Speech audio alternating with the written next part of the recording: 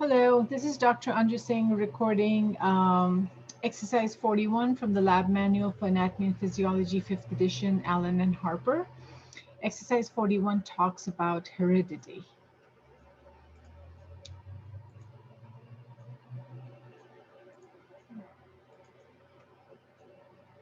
All right, so what is heredity?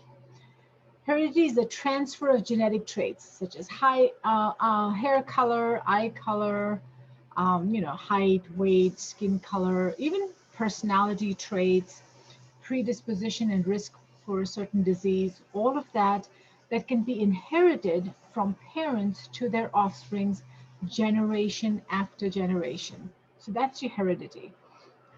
Heredity is determined by genetics.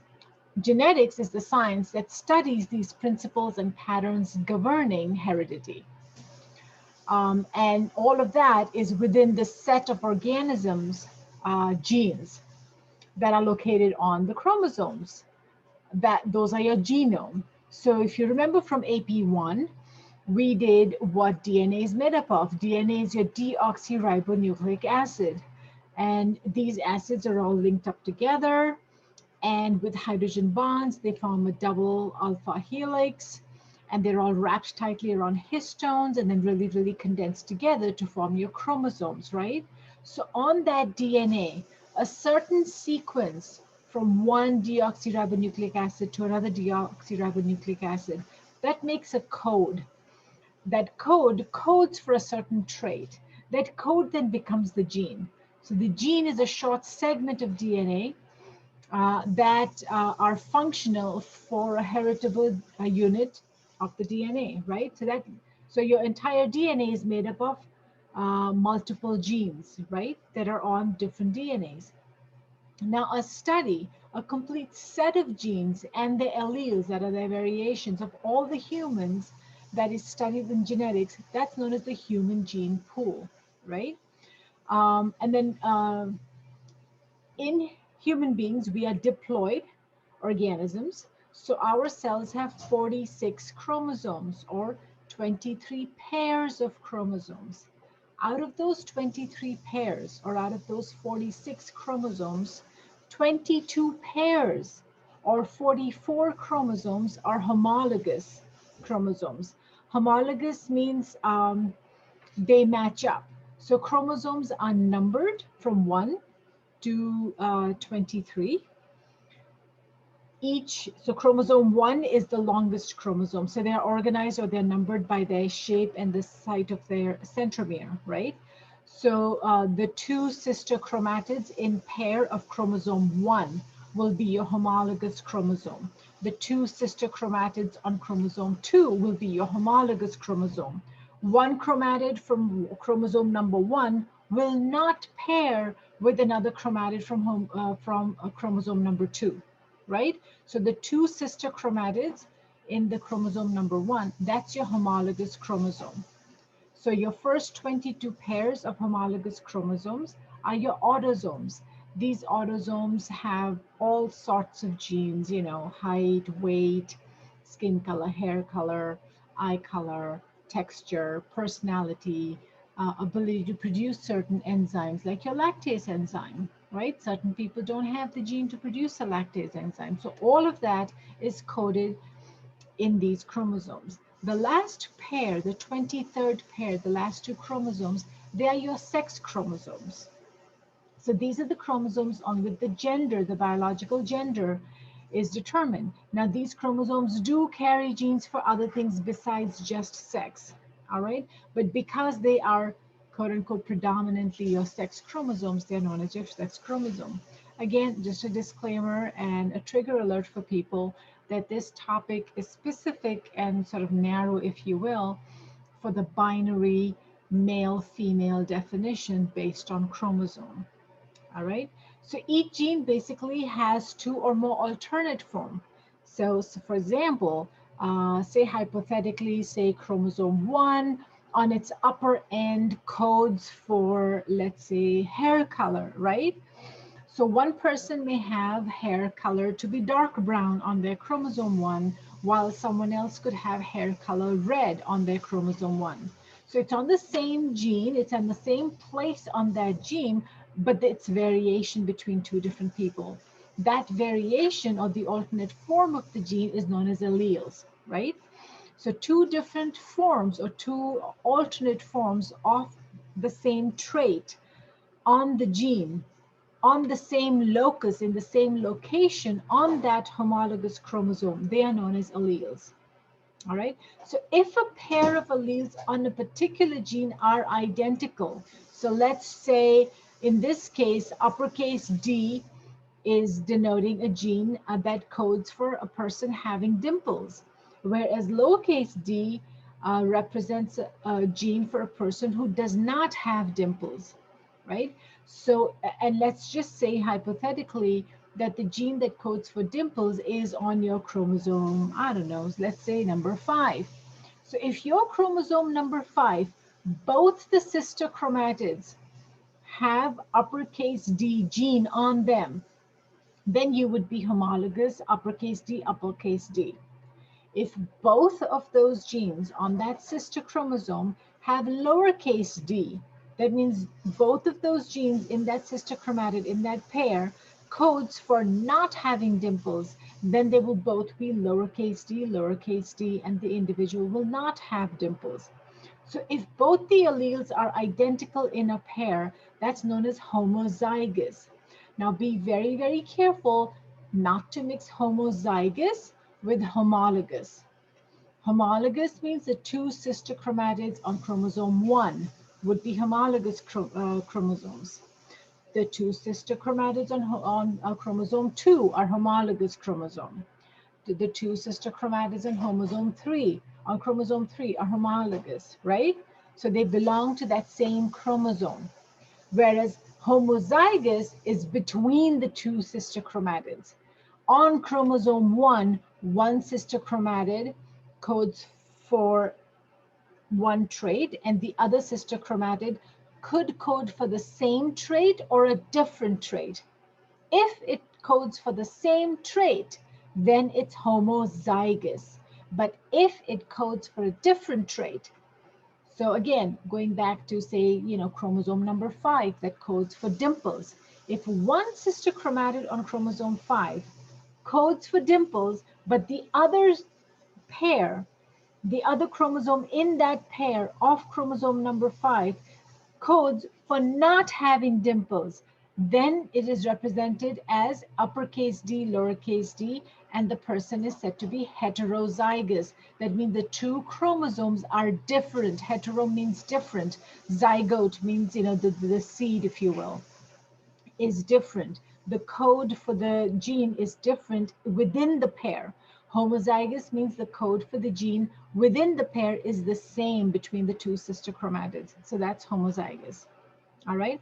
Now, between these two genes, if one allele is usually completely expressed, that means you can see that the trait that the gene is coding for is physically visible in the patient, in the person, in the individual, then that gene is said to be the dominant gene, right? So in case the person has heterozygous coding in their chromosome for dimples, and the uppercase D is the dominant D, that means the person will have dimples. When you look at that person, that person will have a dimple, because the recessive gene then is not expressed, right?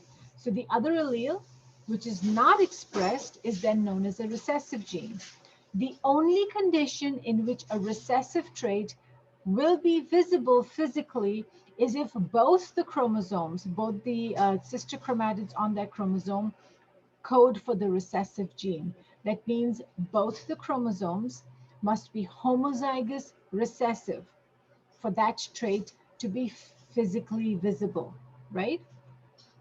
So the particular gene composition of a person is the genotype. So when you talk about the genes that are coding for certain traits, we're talking about the genotype of the person. However, if we're talking about the physical traits that are observable or that are seen in a person, then we're talking about the phenotype. Again, going back to this example of uppercase d, lowercase d. And this uppercase, lowercase d, we're talking about simple Mendelian pattern of inheritance. And we'll talk about that in a minute, right? So you can only have two variants in the gene. One is dominant, one is recessive. If you have homologous dominant, that means both sisters in the pair are uppercase D, uppercase D. The person will definitely have dimples. When you look at that person, the phenotype of the person will have dimples. If the person is heterozygous, that means one sister chromatid has a D and the uppercase D and the other sister chromatid has a lowercase d, then the person will still have dimples when you look at that person, right? And therefore by phenotype, when you look at a person, all you can really say is that at least one of the chromosomes that carries that trait has the dominant trait. The only condition in which the phenotype you are able to observe the recessive gene is if the person has homozygous recessive. That means both the genes in that pair code for the recessive trait, right? So both of them are homologous recessive, lowercase d. In that case, the phenotype is recessive. So a dominant phenotype will appear in both homologous dominant and heterologous gene, heterozygous, sorry, not homologous, homozygous and heterozygous, homozygous dominant and heterozygous, you will see the dominant phenotype. The only condition in which the recessive phenotype is visible is if the patient is homozygous recessive. All right? So moving on to the next, we'll use that example and we're going to do lab activity number 1 here. All right? So lab activity 1 is asking you that for each of the genotypes, indicate whether it is homozygous or heterozygous. So in this case, I will just use my annotations here for text. So this one you can see you've got uppercase and lowercase z. So this will be heterozygous, and I'll just put in hetero over here for just economy of space. Same thing for uppercase T, lowercase t will also be hetero. And this is heterozygous, right? When you have lowercase b, you've got, I'm going to put it on this end because it may save a little bit more space, or I may have to decrease the font. I'm not sure I know how to decrease the font. Let's see. So this will be homozygous. But whenever you say homozygous, you've got to specify if it's homozygous recessive or homozygous dominant. So lowercase b will be homozygous recessive. Same thing with lowercase c. It will be homozygous recessive, right? When you have uppercase M, it is homozygous dominant, right? And the same thing will be for uppercase A, it's homozygous dominant, right? So these two are heterozygous because the two sister chromatids in that chromosome are coding for different alleles for the same trait. You know, let's just say T is for being very tall, and lowercase t is for not being very tall. And let's say uppercase T is a dominant trait. That means the person who has this heterozygous combination of uppercase T, lowercase t, the uppercase is going to express itself in the physical form. So this person is going to be tall, but they're going to be heterozygous. And in case of heterozygous, because you've got both one recessive and one dominant trait, you don't have to specify whether it's recessive or dominant because you got one of each, right? But in homozygous, you've got to specify if it's recessive or dominant. Homozygous just means both are same. It doesn't tell you if both are same as uppercase or both are same as lowercase. So you got to specify that. Now in Mendelian pattern of inheritance, the dominant trait is always represented by the uppercase. And in case the person is heterozygous, the uppercase is always written first and is to the left. And the lowercase is written later and is to the right. That's your regular method of representing Mendelian pattern of inheritance, okay? So now this is the genotype. Moving on to number 2, for each of the genotype indicate their phenotype. That means what is physically what you can physically see, what is physically observable or apparent. And let's just say here we're talking about a gene that codes for freckles. So the freckles allele is uppercase F, which is dominant. Whereas if the person has no freckles, their genes will code for a lowercase f, which is recessive. And another trait would be attached earlobes. When the earlobe is attached to the face, it is represented as uppercase E and it is dominant. Whereas if the earlobe is not attached, is unattached, then it is represented by the allele lowercase e, right? So if the person is lowercase f, that means the person is homozygous recessive. In case the person is homozygous recessive, that means no freckles. This person will have no freckles. I want to see if I can copy and paste this.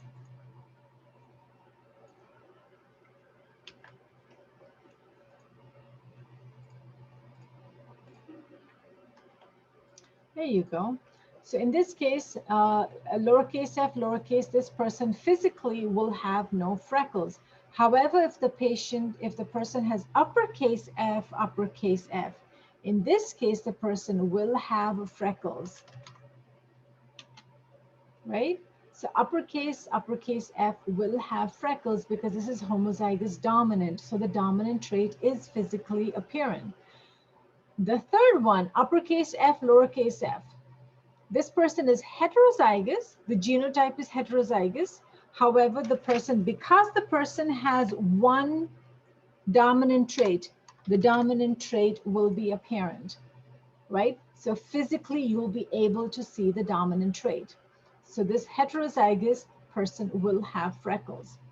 In case of a heterozygous combination for attached earlobes, again, the attached earlobe is the dominant trait, right? So when the person is heterozygous, they will have an attached earlobe. Same thing, if they are homozygous dominant, they will again have an attached earlobe. However, if they are homozygous recessive, in case of homozygous recessive is the only condition in which the recessive gene is physically observable because the dominant gene is not there to dominate over the recessive gene. Both the alleles are recessive, so you're able to see the recessive trait. So only in case of lowercase e, will you be able to see an unattached earlobe. Moving on to part 3. For each phenotype, list the genotypes. So here we're talking about a gene that codes for, say, the widow's peak. The widow's peak is represented by uppercase W, and this is dominant. And if they do not have the dominant widow's peak, so they have a straight hairline, that is represented by lowercase w. So when you look at the person, technically when you just look at the person, and the person has a widow peak, that means you know for sure the person has at least one uppercase W. You don't know what the other sister chromatid has. You don't know what the other allele is. Now, in this case, they're giving you in parentheses that the person is homozygous. So because you know the person has at least one uppercase W, and now you've been told the person is homozygous, so you know the other allele is the same as the first allele. So you know the person is both uppercase W, right? In the second one, they say the person has a widow peak, so their phenotype is widow's peak. That means you know they have one uppercase W. And they are telling you in the parentheses that the person is heterozygous. That means the other allele is different. So in this case, you know they've got one uppercase W, and you know the other sister chromatid is different. So it's got a lowercase w. Both of these people have a widow's peak in their phenotype, but their genotype is different. Their genotype, one of them, the first one is homozygous, and the second one is heterozygous. Whereas in straight line, you know you're seeing a recessive gene. That means both of them, they've got to be homozygous recessive. both the alleles are lowercase w, right? In the absence, in the presence of an uppercase W, they would not have a straight hairline. All right. So that's that for this. Now we move on to the next exercise. All right. So now before we do the next exercise, I want to take a minute and talk to you about Gregor Mendel. Gregor Mendel was originally a monk, but he was also a scientist, and he's spent a great deal of time studying pea plants, right? And what he did was he very methodically segregated the pea plants by their physical appearances. Now, back then, we didn't know nothing about genes. The word genes, the DNA was not known back then. He just looked at the plants and he could see that certain plants, when you cross them together, the offsprings carried the traits, right? And he was able to figure out, and he called them the patterns of inheritance or the principles of segregation, right? So, and he was able to tell that there are certain traits that seem to be dominant and certain traits that seem to be recessive. And that's about as far as Gregory Mendel got with his study with the pea plants, right? And we call this a dominant and recessive pattern of inheritance as Mendelian's pattern of inheritance. And that's the example we've been using so far with our freckles and our dimples and our widow's peak, right? Where we use the uppercase and lowercase letters to denote the different alleles in the chromosomes. One of the followers of Mendel was Punnett. And Punnett found a way to demonstrate it. Like, how can we record it and how can we predict the probability of the offsprings having those certain patterns of inheritance? So he came up with what we call today the Punnett squares. Punnett square is a very simple diagram that we use to predict the possibility or the probability of a certain genotype and then associated with that the phenotype of the offsprings of two parents. Now, when we're talking about inheritance of only one trait, you know, for example, that we just did, if we're only talking about dimples or we're only talking about freckles and we're only talking about widow's peak, we're talking about a monohybrid cross. We're just talking about one trait at a time. However, if you're talking of two traits at a time, say, for example, we're talking about, let's say, about pea plants. We're talking about green pea seeds and whether they are smooth or wrinkled. So when we're talking about two different traits, but they could be linked together, then that becomes a dihybrid model. And then if you're talking about three different traits together, that becomes a trihybrid model. We won't go into dihybrid and trihybrid right now. We'll just stick with the monohybrid model. We'll only talk about one trait at a time. All right? So here's lab activity number 2 according to your exercise. The first thing I need you to do, and this one really, really drives me nuts, is I want you to totally and boldly cross off number of offsprings. All right? Why? Because when two adults or, you know, parents have a offspring, for every single offspring, the offspring has an equal chance and or probability of genotypes and phenotypes, right? So in this example, I want to make sure I'm sharing the right screen here.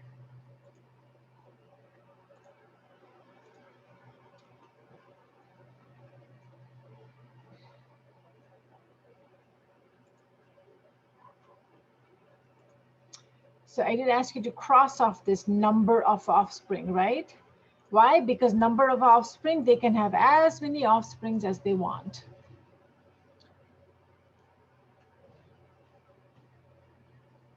Right? Right from menarche to menopause, they can have as many offspring as they want. If they're human beings, they can practically, theoretically have offsprings every 9 months. So we have no way of knowing the number of offsprings they have. Right? We have absolutely no way of knowing the number of offsprings. However, what we do know is every time they have an offspring, they're going to start with a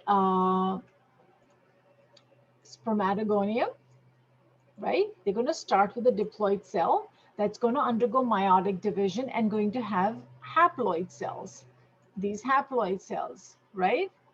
Every single time these two people mate, the father and the mother mate, and they have a child, they have it, every child, we go back to the drawing board, and every single child they ever conceive, as many children as they conceive, will have equal probability of inheriting these these genetic traits, right? So it does not matter the number of offsprings they have. Therefore, I really, really move away from the word number of offsprings. The only thing we can tell by the genes is the probability, the chance of these offsprings having those genes, right? So what happens is, in this particular case, we're sticking with a very simple format. We're talking about both the parents being homozygous. One parent is homozygous dominant and the other parent is homozygous recessive. In this case, the father is homozygous dominant for dimples. So the father has both uppercase D's in the diploid cell. So because the father is homozygous, that means the haploid sperm, all the sperms are going to have the uppercase D. The mother in this case is homozygous recessive. So the mother is diploid and has both lowercase d. So all her secondary oocytes will have the lowercase d. That means they are coding for no dimples. In this case, so the orange one denotes the mother. This would be lowercase d and lowercase d. So in Punnett Square, you put one parent's haploid cells on one axis. In this case, the orange is on the x-axis. That's the mother. And she has both lowercase d's. The father is the sperm, and he's represented on the y-axis. And because he is homozygous dominant, we put an uppercase along the y-axis, right? So this is how you represent a Punnett Square. So when this sperm were to fertilize this secondary oocyte, what would the offspring be? The offspring will get the uppercase D from the father and lowercase d from the mother, right? So this particular offspring, if it gets these two, would be heterozygous. In this case also would get an uppercase D from the father and a lowercase d from the mother. In this case also, uppercase D from the father, lowercase d from the mother, uppercase D from father and lowercase d from mother. So what is the probability, the percentage chance the offspring has of genotype uppercase D, homozygous dominant? 0%, right? Why is it 0%? Because each child has to get one chromosome from one parent and the other chromosome from the other parent. The mother has both lowercase d. She has no uppercase d to give to the offspring. So there is 0 chance that the offspring is going to be homozygous dominant. What is the chance that the offspring is going to be heterozygous? 100%, right? Because the father only has uppercase d's to give to the offspring and the mother only has lowercase d to give to the offspring. So all the offsprings are going to get one uppercase D from the father, one lowercase d from the mother, and all the offsprings have a 100% chance of having heterozygous. What are the chances of the offspring having a homozygous recessive gene? Again, 0%, because the father does not have a lowercase d to give to the offspring, right? The father has both uppercase D. The father does not have a lowercase d to give to the offspring. So there is absolutely no chance that the offspring is going to get a lowercase d. That's your genotype. Now, based on the genotype, what is the physical appearance? Now, this is really, really important to make sure you know the difference between genotype and phenotype. Because 100%, right, the offsprings, all of them will definitely have at least one uppercase D. That means all the offspring will have dimples, right? So phenotype, 100% of the offsprings will have dimples and 0% of the offsprings will have no dimples.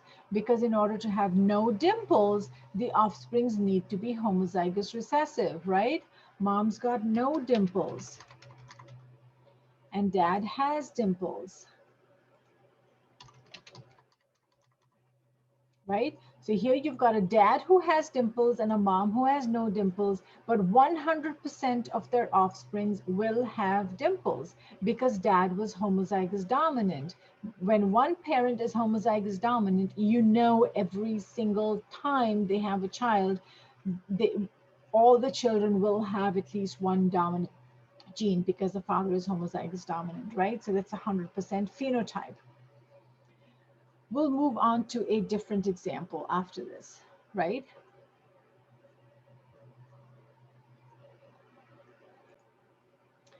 So now we move on to lab activity number 3. So now we talk about the ability of a person to roll their tongue, right? So some people are able to roll their tongue into a U shape, and apparently this is coded on a gene, and the gene that codes for the ability to roll your tongue, let's say, is represented by the letter R. So this person who's able to roll their tongue has at least one gene that's uppercase R. So phenotype, you're able to see that they can roll their tongue. I'm going to put here phenotype is equal to able to roll tongue.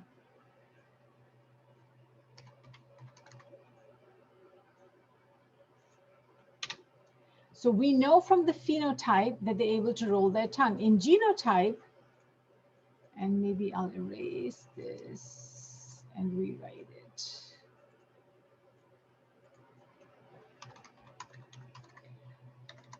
So the genotype could be either homozygous dominant, that means both the alleles are uppercase R, or they could be heterozygous, right? All you need is one uppercase R to be able to roll your tongue. The other allele really doesn't matter anymore because you got the dominant allele. The dominant allele is going to represent itself. Doesn't matter what the other allele is. So when a phenotype expresses, when a dominant phenotype expresses itself, the genotype is either homozygous dominant, it could be heterozygous. However, your lab activity 3 says that they want you to try to cross a heterozygous tongue roller mother with a heterozygous tongue rolling father. All right. So here you've got a heterozygous tongue rolling mother, let's say. And the next slide, I will erase this and move. Next slide, this person is not able to roll their tongue. No tongue rolling.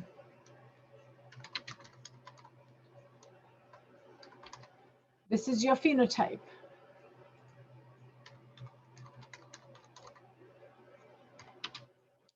So what's your genotype? It's going to be homozygous recessive, right? The only condition in which the recessive gene is physically observable and apparent is if the person is homozygous recessive. All right, so now let's do the exercise that we're asked to do here. So our exercise, we're asked to cross a heterozygous father with a heterozygous mother. Know that both their phenotypes, both of them,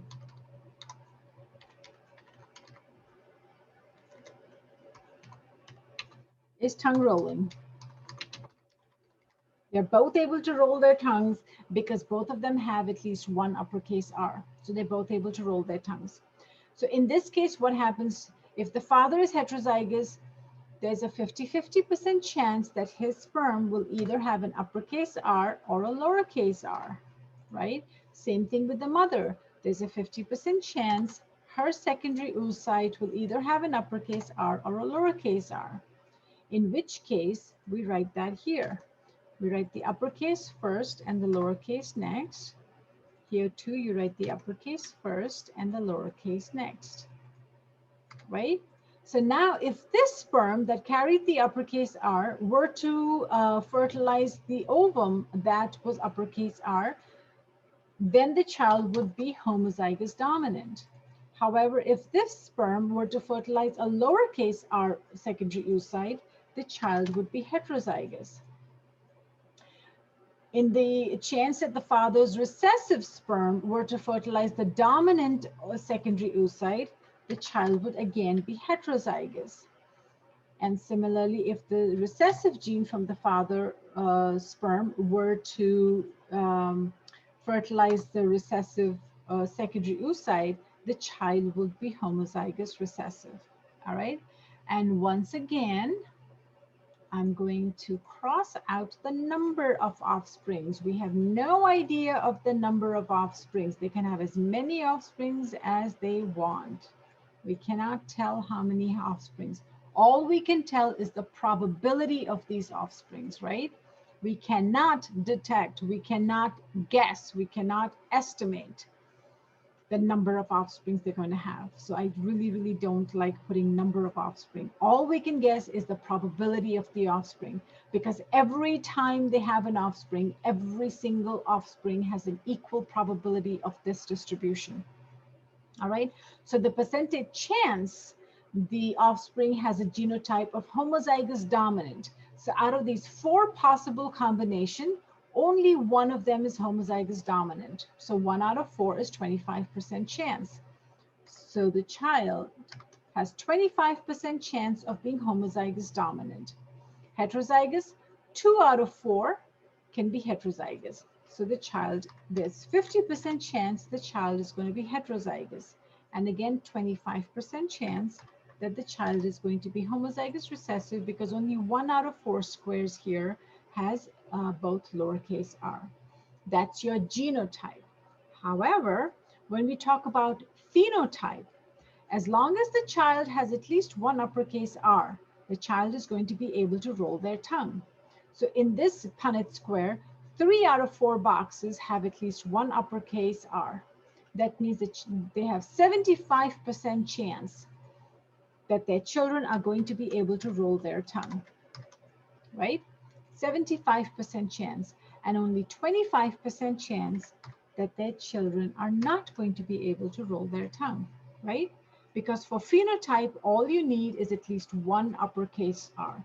You need 1 dominant trait, 1 dominant allele, and it's going to express itself in the phenotype, right? So although you've got only 25% homozygous dominant, you've got 75% that have at least 1 uppercase r.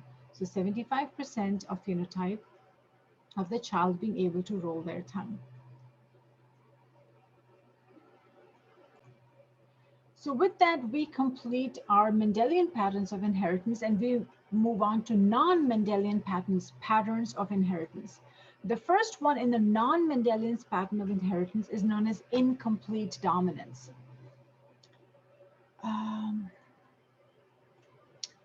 Incomplete dominance is also known as blended gene. I'm going to put that in here. All right. Incomplete dominance is also known as blended. In this, what happens is that you may have a dominant gene, but the other gene, when the child gets 2 different alleles from the 2 different parents, it's as if the 2 genes got put into a blender and the child is in between the 2. So for example, say if the mother had curly hair, and curly hair is represented by uppercase C, right? And that is your dominant trait. Okay, so in this case, the mother has the genotype uppercase C, and it is, she's homozygous dominant, and that's why she has curly hair. And the father has straight hair. That means the father has, in this case, they've represented as lowercase c. Many places, they actually represent this as uppercase, but with a prime. So they call it C prime, just so as not to confuse it with the Mendelian pattern of inheritance, right? So the mother has curly hair. She has uppercase C. Father has straight hair. And I'll put this over here.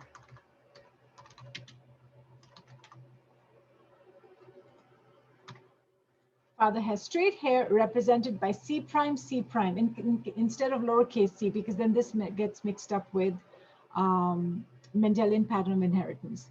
So if both of them are homozygous, so all the sperms here will have C prime and C prime, and the mother's secondary oocyte will have uppercase C, right? So in this case, again, we put that here, uppercase C, and the father's sperm both have C prime and C prime. Again, we follow the same rules.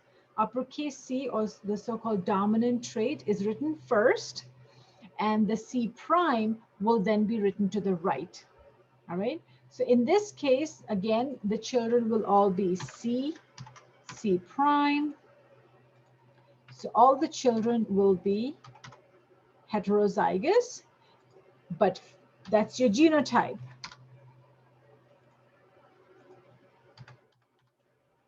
Right? So percentage chance of offspring having the genotype uppercase C, 0%. Right? Because the father does not have an uppercase C to give to the children, to give to the offspring. Father only has C prime, C prime. So no children will be homozygous dominant, if you will, for uppercase C. The probability that the children will be heterozygous, 100%, right? Because the father only has C prime to give to the offspring, and the mother only has uppercase C to give to the children. So 100% of the children will get one uppercase C from the mother and one C prime from the father. So all the children, and I'm just going to try and override on this just so that it's not confusing. Right? C prime. And the chances that all children will be homozygous for C prime, again, 0%, because the mother does not have a C prime to give to the children, right? And each child has to get one from one parent. Now, in this case, what happens, in order to have curly hair, the child must have both uppercase C, must be homozygous dominant. Because no children are homozygous dominant, no children will have curly hair. So the probability of curly hair is also going to be 0%, right? Same thing for straight hair. In order to have straight hair, they need to be C prime, homozygous. None of the children have that. Whoops, I meant to write 0%, right? And 100% children will be in between because they've blended the two and they've taken an average of that. So in incomplete dominance, and a better way to remember incomplete dominance and not to mix it with another type of dominance known as codominance, I prefer to use the word blended, because what you've done is you've taken the traits from the two parents, put them in the blender, and mixed it up. Another great example of that is, say, the color of the flower. Let's say one flower is red, and let me just use the whiteboard for that.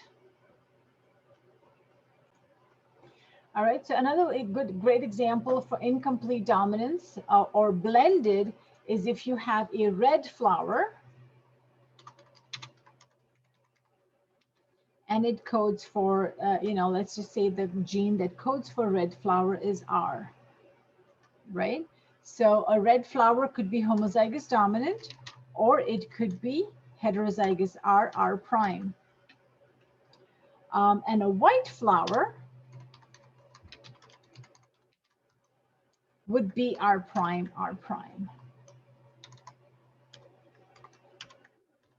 Right? Now, if you were to take a blend, if this particular trait was, the pattern of inheritance was blended, right? So each different gene can have a different pattern of inheritance. Some genes will follow the Mendelian pattern of inheritance. Some genes will follow the incomplete pattern of inheritance, right? So let's just say the flower color follows the incomplete pattern of inheritance. In which case, let's just say we have a red flower pollinating with a white flower. In this case, the red flower will have, let's just say for this one, we're sticking with the homozygous dominant one. It's got uppercase R, and the white flower has R prime, R prime. And this is our white flower here. Okay, so what happens here is this flower will be uppercase R and R prime, will be heterozygous. This also will be R prime. This also will be R prime. And this also will be R prime.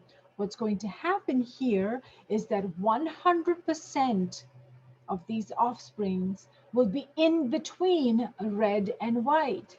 So you'll have 100% chance of pink flowers, right? You have no red flowers, no white flowers. All the parent flowers were either red or white, and 100% of the offsprings turned out to be pink. That's because this pattern of inheritance was incomplete, and every single offspring got one from the red flower, one allele from the white flower, and the two got blended, and the offspring got something in between, right? So say, for example, we're talking again, we talked about curly hair and straight hair. If that trait, its pattern of inheritance was incomplete or blended, then one parent with curly hair, another parent with straight hair can have children with wavy hair that are neither curly nor straight, they're in between. That's your blended pattern of inheritance. And I've got a few Harry Potter exercises, and I'll show you some examples of that. For example, Hagrid. Hagrid's mother was a giant. She was 20 feet tall. Hagrid's father was a wizard. He was only, I think, 5 feet tall, right? But Hagrid, his height is in between the two, right? Hagrid is about 12 feet tall. So you take the 20 and you add the 5, or I think he was 4 feet tall. You add 4, that's 24. And you divide 24 by 2, you get 12. Hagrid is 12 feet tall. He took the average of his mother and father. So the height was blended, it's in between, right? So that's what blended pattern of inheritance does, is you'll end up in between. Okay, now here I need you to listen to me carefully, because here I'm digressing a little bit from the lab manual, all right? Your lab manual moves on to talk about codominance, and then gives you the example of blood groups. Blood grouping comes under multiple alleles, and codominance is a slightly different pattern, and I'll talk about that separately. All right, so we talk about now multiple alleles. So far, all we've done is we've talked about 2 different alleles, whether it is Mendelian pattern of inheritance or incomplete blended pattern of inheritance. The way the inheritance passes down and the genotype phenotype changes a little bit, right? In Mendelian patterns of inheritance, you only see, in the phenotype, you only see the dominant or the recessive. And the incomplete, the phenotype can vary from dominant to in between, the blended version, and or the quote unquote recessive version, right? Those are the 2 different, only 2 forms of that alleles was seen. We've not seen a 3rd form of the same genetic trait. However, certain things can have more than 2 variations. For example, blood group, right? In blood groups, we have people who have A blood group, B blood group, and O blood group. We've done that chapter, we've done that lab, right? So genotype, a person who is quote unquote phenotypically an A blood group person, their genotype can either be homozygous for the A protein, or could be heterozygous for AO, in which case the O is recessive to A, right? But we do not write O as a lowercase letter. In multiple, when we talk about more than 2 variations, we represent them all with the uppercase letter, right? So a person with A blood group could either be homozygous for the AA antigen, or could be heterozygous, where one sister chromatid in the pair carries the antigen for the A protein and the other does not. And if it does not, then it's an O. Similarly, the B blood group, the person can be homozygous for the B antigen, or could be BO. And then we also have the AB blood group, where the person has both the A and the B antigen, and the two are equally dominant. And that's why your book calls them codominant, but we'll talk about codominant in a little bit as a separate topic. Only the AB blood group, you're seeing codominance. You're not seeing codominance with AO, BO, or OO, and that's why this does not come under codominance. This comes under multiple alleles. That means A and B are equally dominant, so to speak. And O is recessive to A and B. So you have multiple manifestations, right? So in this case, let's say hypothetically, you have a parent who is A blood group and another parent who is B blood group. Can these two parents have a child who is A blood group, right? So let's see, if one parent is A blood group, that means they either have homozygous dominant. Let's see, both parents being homozygous dominant. So one parent is AA and the other parent is BB. What happens in this case? In this case, all their children will be AB.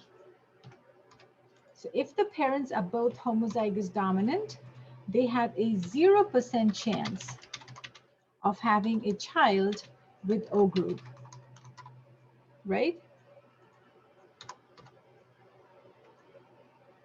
However, if the parents are heterozygous, so let's draw another Punnett square. And in this case, let's say the parents are heterozygous.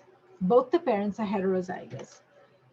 So the one parent is uppercase A and uppercase O, and the other parent is uppercase B and uppercase O.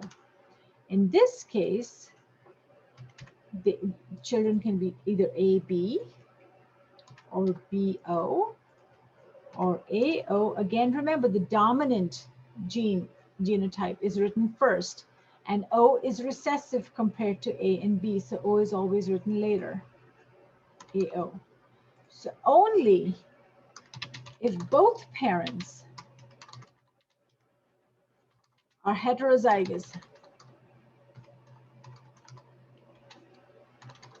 they have a 25% chance of having a child,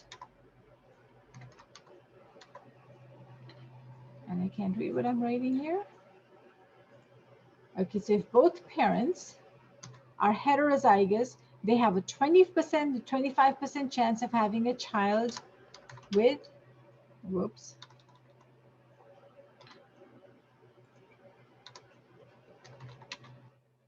with O blood group.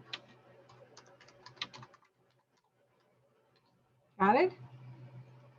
Let's just say, let's do another hypothetical example that if one parent is heterozygous and the other is not, right? So let's make one parent heterozygous and one parent is uppercase O, and this parent is heterozygous, but the other parent continues to be homozygous for B.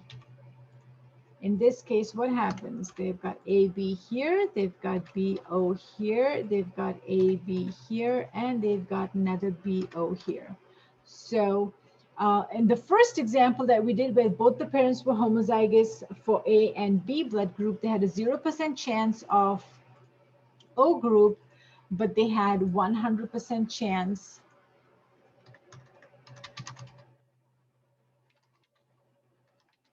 of AB group, right? So although one parent is A and the other parent is B, 100% of their children will be AB blood group. 0% chance of just A or just B. I don't know if I can highlight that, but yeah, they have a 0% chance of just A blood group or just B blood group or just O blood group, but they have a 100% chance of AB blood group. If both the parents are heterozygous, then they have 25% chance of AB blood group, 25% chance of O blood group, 25% chance of A blood group, and 25% chance of B blood group. Get it? So it is possible that one parent is A, the other parent is B, and they still have a child that's O, right? Nobody in the family has O blood group, but the child has O blood group. How? Because the child took the recessive gene from both the parents. However, if one parent is heterozygous, in this case, they have a 50% chance of having AB blood group and a 50% chance of having B blood group, right? So that's how, when you know the blood group of the offspring and you don't know the genotype of the parent, from this, like if a child is BO and you know one parent is A, one parent is B, you know one of the parent is heterozygous, and you know it's the A blood group parent who's heterozygous because they already got the B from the B parent, the parent who had the B antigen. So that's how, by knowing the recessive gene in one person, you're able to identify the genotype of a parent whose only phenotype is known, but genotype is not known.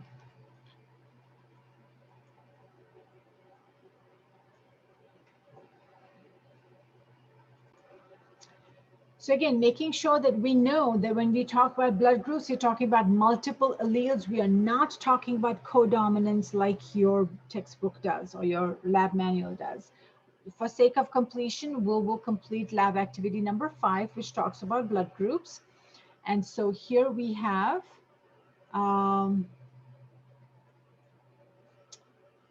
father, who is AO.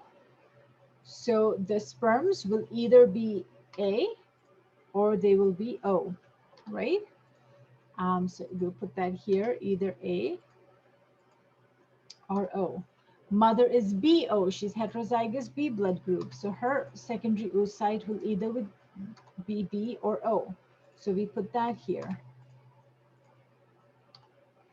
And with that done, then we just see the probability of the blood groups. So if the A from father fuses with the B from the mother, the child will be AB blood group, or AO blood group, or BO. Again, remember, right? B first. B is dominant over O.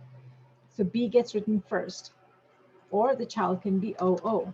So in this case, these two parents, they are A, B, and they are both heterozygous. That means they have a 25% probability of having a child with AB blood group, 25% chance of having a child with A blood group, 25% chance of having a child with B blood group, and 25% chance of having a child with O blood group. So we can just write that down here. Chance of offspring having AO is 25%. BO is also 25%. AB is also 25%. And OO is also 25%. Always make sure your percentages should finally add up to be 100%, right? In phenotype, A blood group, only 25% again, right? B blood group, again, 25% chance. AB blood group, 25% chance. And O blood group, 25% chance, right? So the phenotype, genotype pretty much goes hand in hand when we talk about the multiple alleles here. Now we'll talk about codominance. Well, apparently not yet. Let's not talk about codominance yet. Let's just finish the exercise here. So here we're talking now about a different combination of blood groups. We've got father who's AB and mother who's O, right? So if father is AB, the sperms have a 50% chance of either being A or B. And because mother is O, that's recessive, she's got to be homozygous, so all her secondary oocytes will be O. So we put that in here, O, O, and this is A and B. So what's going to come here is AO, oops, all uppercase. In this case, multiple alleles, all are written in uppercase. There's no prime or anything. This will be BO and BO. All right. So in now what happens, again, the father is AB and mother is O. In this case, what happens is, what are their chances of having a child who's AO? 50% chance, right? 2 out of 4 squares have AO. 2 out of 4 squares have BO. So another 50% chance of having B blood group. AB blood group, 0% chance. O blood group, 0% chance. So here you've got a mother who's O, father who's OB, AB, and they have a 0% chance of having a child who's either O or AB. Whereas they have a 50% chance of having children who are A or B. You see that? So none of the children are going to have the same blood group as the parents. So chance the offspring has the phenotype A is again 50%. B is also 50%. AB is 0%. And O is 0%. So here you've got parents who are AB and O, and yet none of their children will be either AB or O. All of their children will either be A or B, right? So this is how you get these weird things where you say, like, how can you be this blood group and neither one of your parents has that blood group? Because of multiple alleles and how they cross. Okay. So talking about blood groups, your book talks about sickle cell anemia, right? So sickle cell anemia is a condition in which the hemoglobin molecule is not, the hemoglobin cells, the red blood cells, are not built in the normal way in most people, and they tend to sickle under stress. So individuals who have this abnormal hemoglobin, that is designated by the letter S, uppercase S, right? So individuals who have homozygous dominant, uppercase S,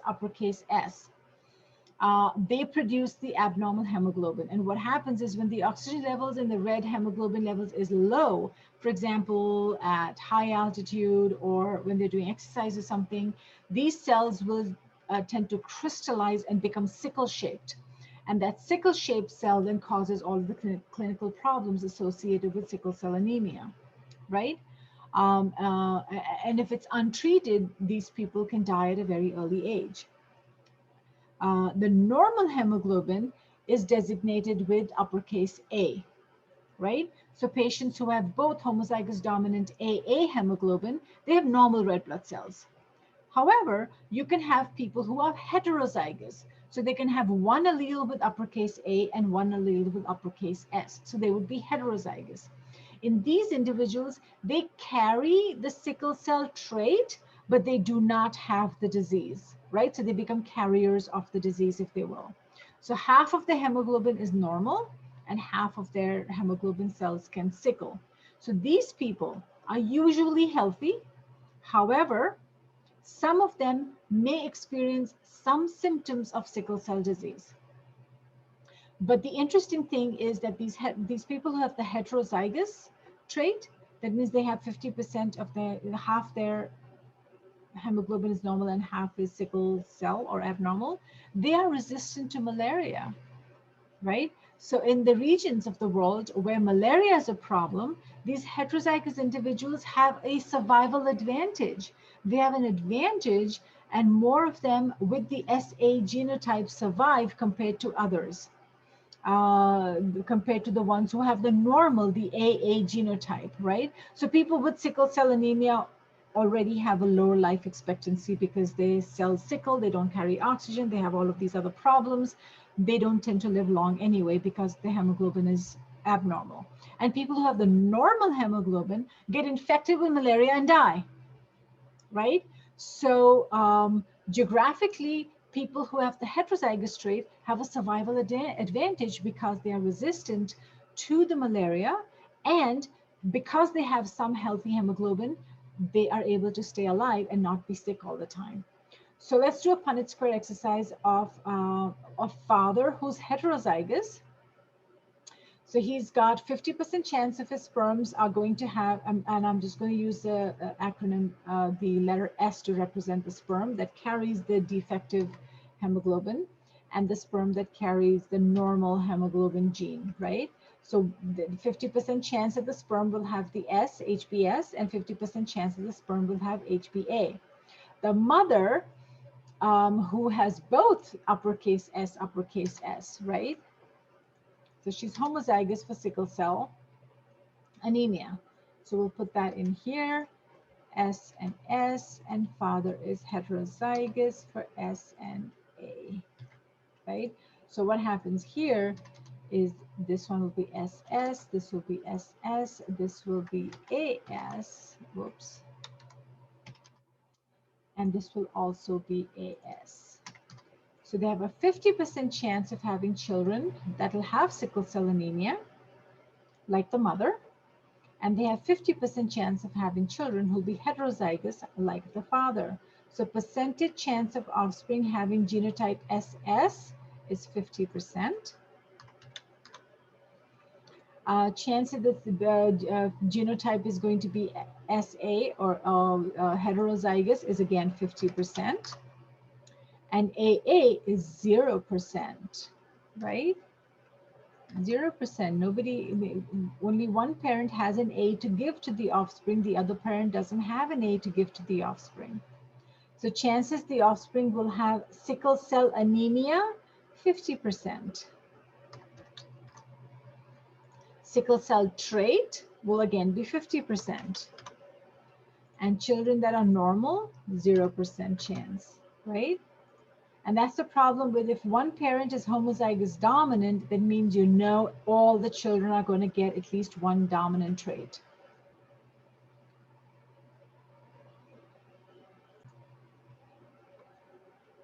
So now I will talk about codominance. Again, a quick recap. We talked about Mendelian pattern of inheritance, where you have uppercase representing the dominant gene, lowercase representing the recessive gene. If the person is homozygous for dominant trait, phenotype is going to show dominant. If the person is heterozygous, the phenotype is still going to be dominant. If the person is homozygous recessive, the phenotype is going to be recessive. That was our Mendelian pattern of inheritance.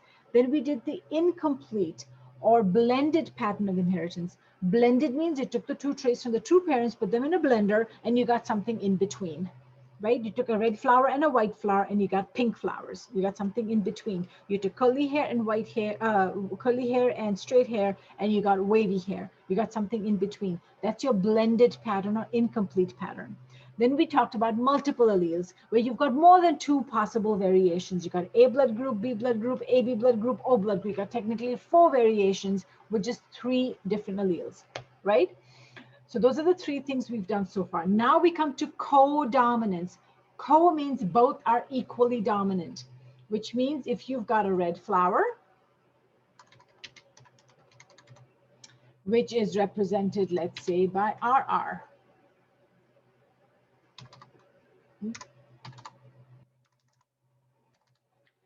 And you've got a white flower,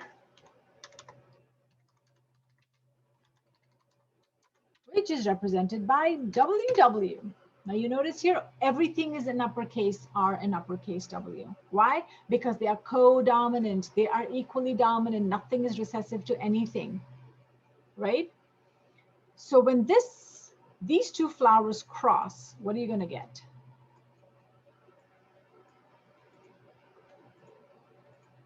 The red flower will give you RR, and the white flower is going to give you WW. So you're going to get RW, RW, RW, RW. Now remember, in incomplete dominance, we represented the white flower with R prime, R prime. That means you either have the red or you don't have the red. And if you blend one parent with the red and one parent without the red, you get something in between, you get pink. In this case, you have one gene for the red flower and you have another gene for the white flower, but what is on the same locus on the same chromosome, right?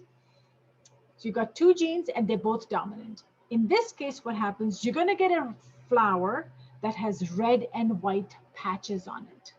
So red is there, white is there, they are both there, they are both visible, but they're both independent and separate from each other. You can get red and white patches, you can get red and white stripes, and there'll be a different gene coding on whether it's round patches or long stripes or zigzag pattern or zebra pattern or whatever different pattern. There'll be a different gene determining the pattern. But for the color, you've got codominance, right? So I'll give you another example. Let me erase this one. We'll talk about, again, going back to Harry Potter, let's talk about mer people. We've got mer people with blue tails. They'll have the gene BB, uppercase B, uppercase B. Again, remember, in codominance, everything is in uppercase because there's no recessive trait. And you've got mer people with green tails, and they will be GG. What if a blue tail mer person was to have a child with a green tail mer person? I'm saying mer person because it could be a mermaid, merman, whatever, right? So what would happen in this case, if this trait was codominant, then you would get mer people with blue and green striped tails, right? So you've got a blue father and a green mother, but you've got blue and green striped children. So 100% of the offsprings will have blue and green stripes. If this trait was an incomplete dominant trait, and you had blue and green traits, then the two would blend together and give you, I don't know, something like a purplish color, right? You would get purple colored skin because the blue and the green would blend together and give you something in between. But in codominance, they don't blend together. They do not blend. They are both equally, distinctly seen as either stripes or patches or blobs or dots or whatever, right? And there'll be a whole different gene coding for the pattern of the different colors showing up. So that is codominance. Both are codominant. Nothing is expressed as a lowercase letter. Nothing is expressed with a prime, and nothing is, and you only have two. You don't have a third allele, unlike blood grouping where you're A, B, and O, and therefore you can get 4 different combinations. Let's do a slightly different combination. Let's do a blue-green person, a blue-tailed person crossing with a blue-green person, right? So let's get rid of that, and let's put a blue-green person here. Right? So if a blue mer person is to have a child with a blue-green person, you get BB here, you get BB here, but then you get BG here, and you get BG here, right? So you get blue-tailed mer person having a child with a blue-green striped mer person. They have a 50% chance of being blue-tailed, and they have a 50% chance of being blue-green striped. That seems pretty legit, right? You have one parent looking one way, another parent looking another way, and you've got 50-50 chance that the children could look one or the other way, right? Now let's do a slightly different version where we have both parents being heterozygous, if you will. If both parents are heterozygous, then what happens? So you've got a BG person having a child with a BG person. What happens here? So both the parents have blue and green stripes.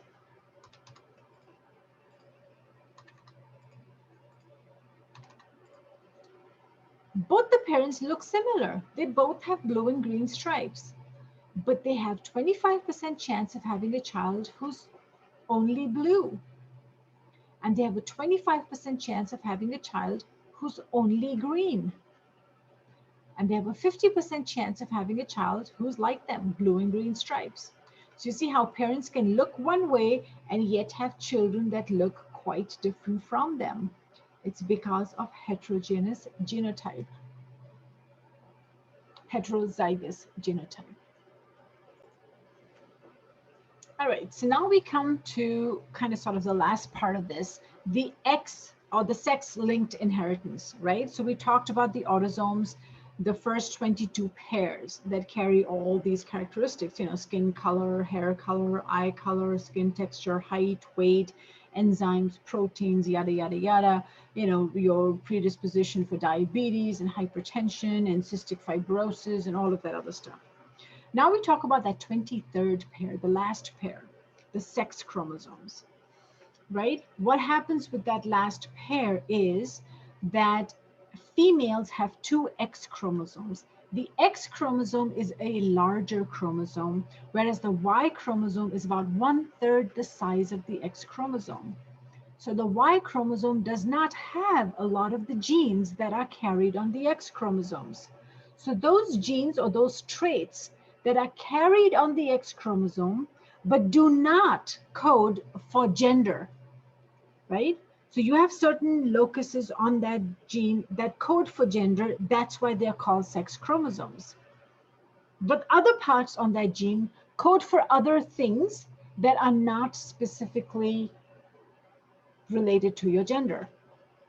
So those traits are known as your sex-linked genes because those genes are carried on the X chromosome, right? So your sex-linked genes have recessive alleles that cause things like baldness or hemophilia or color blindness, right? Now females, genetically females, both the chromosomes on the 23rd pair of chromosomes are XX. In males, they have one X and one Y. And the sex-linked genes, in a female, both the X chromosomes must have the recessive trait for the female to express the recessive trait in the phenotype. However, if the female is homozygous dominant or even heterozygous for the dominant trait, the trait will not be physically apparent in a female. However, because the male does not have a second X chromosome, if the male has the recessive trait on the X chromosome, then that trait will manifest in the male because he doesn't have another X chromosome to dominate over the recessive trait that is on the X chromosome. Does that make sense? So let's do a couple of exercises, if you will, to get that right, to sort of understand that. I'll erase this and move on to the next slide. So here we're going to talk about color blindness. All right. So let X with the superscript of uppercase C, which is a dominant allele for normal vision, right? So the person does not have color vision. However, X with a lowercase c is the recessive allele for color blindness, right? That means that the person who has both lowercase c, X with a superscript of lowercase c, the person will be colorblind. And let me share that activity with you. It is not on the slide here. So let me stop this and I will share that screen. Give me a second. All right, so I'm just sharing the digital version of the textbook here. So you've got X superscript with the uppercase C, which is dominant allele for normal vision. However, X with the superscript of a lowercase c is a recessive allele for color blindness. So a person who has both of these recessive genes will be colorblind. If a person has one of these, the person will not be colorblind. They will have normal vision, right? So now they want you to indicate the phenotype for the following alleles. So this person has both X with the uppercase C. So this person will have normal vision. Annotations, text, right? So I'll just put here normal. Right? They'll have normal vision. This person is heterozygous. As long as you've got one dominant allele for normal vision, they will also be normal. Right? They'll have normal vision. However, this person, the third one, is homozygous recessive. Both the X chromosomes have the lowercase c. That means this person is a female. So these, all of these first two are both females too. So this is a female with normal vision. Second one is also a female with normal vision. This is a female with color blindness. Right? So for a female who has the recessive gene for color blindness, both of them have to be recessive for the female to be phenotype be colorblind. However, in a male, it's different. In a male, if the male has the X chromosome with the dominant gene, this will be a normal male. And when I say normal male, I mean normal vision. From color vision point of view, the person is a normal vision male, does not have color blindness. However, in a male, you only need one X chromosome with the lowercase c to have color blindness. So this is a color blind male. Does that make sense? So this female here had a X with a lowercase c superscript, right? She had this gene, the trait, if you will, for color blindness, but she was not colorblind because she had the dominant X chromosome. This normal X chromosome was overriding this one, and therefore she had normal vision. She did not have color blindness. The male does not have another X to override the trait. So male only need one recessive X chromosome for the trait to become a phenotype, for the genotype to become a phenotype. Does that make sense? So I'll erase this and move down. So here you've got a cross between a heterozygous female. So the mother is heterozygous. She's got one X chromosome with uppercase C, one with the lowercase. That means she's normal. She does not have color blindness, but she carries the recessive gene. She's a carrier. And she is crossing with a colorblind. She's carrying with a male who's normal vision. Male does not have. So both the parents have normal vision. Neither one of the two parents is colorblind. Okay, so what are their genotypes going to be? So because the father is normal, the sperms will either be X uppercase C, and I don't know how to superscript on this. So I'm just going to put XC, and the other sperm could be Y, right? So the father's diploid spermatogonium will either give an XC spermatid or a Y spermatid. The mother could have an XC secondary oocyte or an X lowercase c, right? So this is XC, this is X lowercase c. Father could have an XC or a Y, right? So in this case, they could have a daughter who has normal vision, or a daughter who also, like the mother, has normal vision, but she's a carrier for the trait. Or they could have a boy with normal vision, or a boy who is colorblind, right? So the percentage chance of an offspring having the genotype X uppercase C, X uppercase C is 25%. The chance of an offspring being heterozygous is also, heterozygous female is also 25%. The chance they're going to have a female who's colorblind is 0%, right?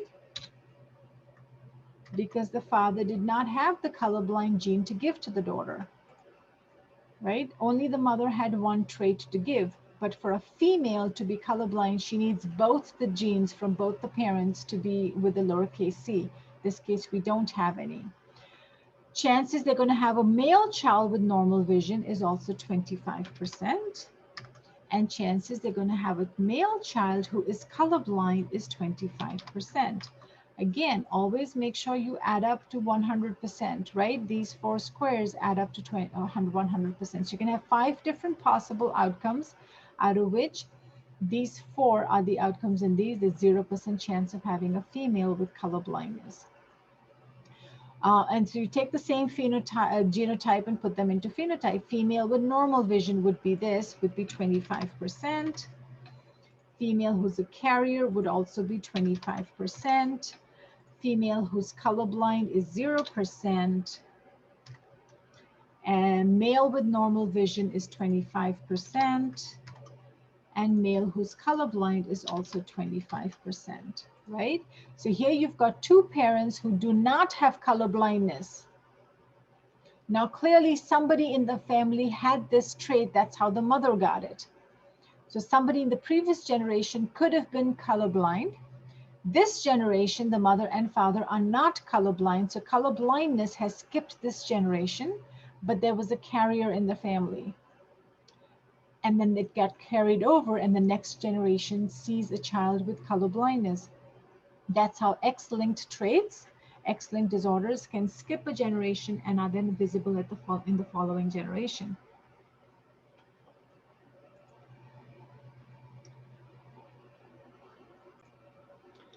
All right, so with that, we finish this exercise. I would again encourage you to do this part, review your knowledge, and do these exercises at the back would be a good way to review if you really understood all the different patterns of inheritance.